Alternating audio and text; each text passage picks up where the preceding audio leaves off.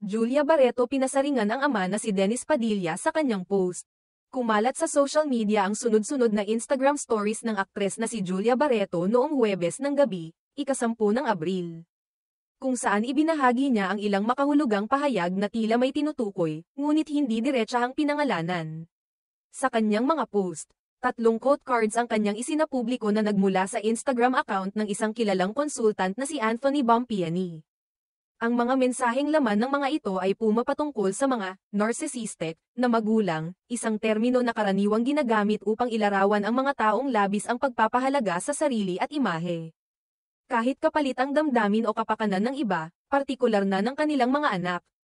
Isa sa mga quote na ibinahagi ni Julia ay nagsasaad ng, "A narcissist doesn't care about being a good parent, they just care about looking like one."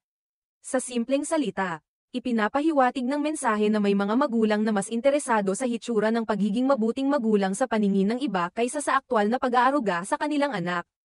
Sa isa pang quote, mas pinatindi pa ang mensahe, "To a narcissist, the kids are just pawns in their war to break you." Ayon kay Bompiani, ang mga ganitong uri ng magulang ay nakikita lamang ang kanilang mga anak bilang kasangkapan sa kanilang personal na laban. Imbes na tratuhing mga individual na may sariling damdamin at pangangailangan. Hindi natapos doon ang mga patama.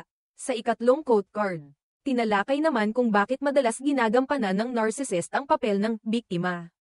Nakasaad doon, a narcissist's favorite role, the victim, because it distracts from the damage they caused. Sa madaling sabi, ang pagiging biktima ay isa umanong estratehiya upang ilihis ang atensyon mula sa mga pagkukulang o pananakit na sila rin mismo ang may gawa.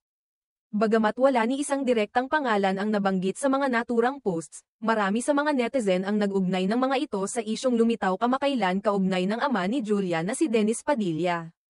Ilang araw lamang ang nakalipas nang ilabas ni Dennis ang kanyang saloobin sa social media, kung saan ipinahayag niya ang pagkadismaya sa hindi pagbanggit sa kanya bilang father of the bride sa kasal ng kanyang anak na si Claudia Barreto.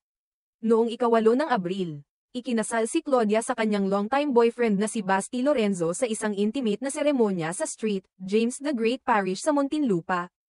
Dinaluhan ito ng mga malalapit nilang kaanak at mga kaibigan. Ngunit naging kapansin-pansin ang hindi pag-acknowledge sa ama sa ilang bahagi ng selebrasyon, isang bagay na malinaw na ikinasama ng loob ni Dennis. Dahil sa timing ng mga posts ni Julia, marami ang nag-akalang ito ay isang hindi tahasang tugon sa naging pahayag ng kanyang ama. Hindi na bago sa publiko ang tensyon sa pagitan ng mag-aamang Dennis, Julia, at iba pa nilang kapamilya. Sa ilang panayam sa nakaraan, naging bukas si Julia sa kanyang nararamdaman, at ilang beses na rin niyang ipinaabot ang kanyang panig tungkol sa mga hindi nila pagkakaunawaan.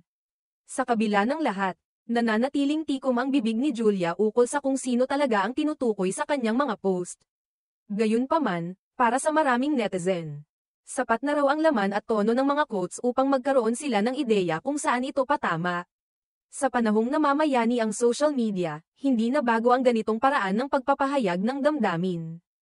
At tulad ng inaasahan sa isang Barreto, tila hindi ito ang huling pagkakataon na mapapag-usapan si Julia sa gitna ng isyong pampamilya.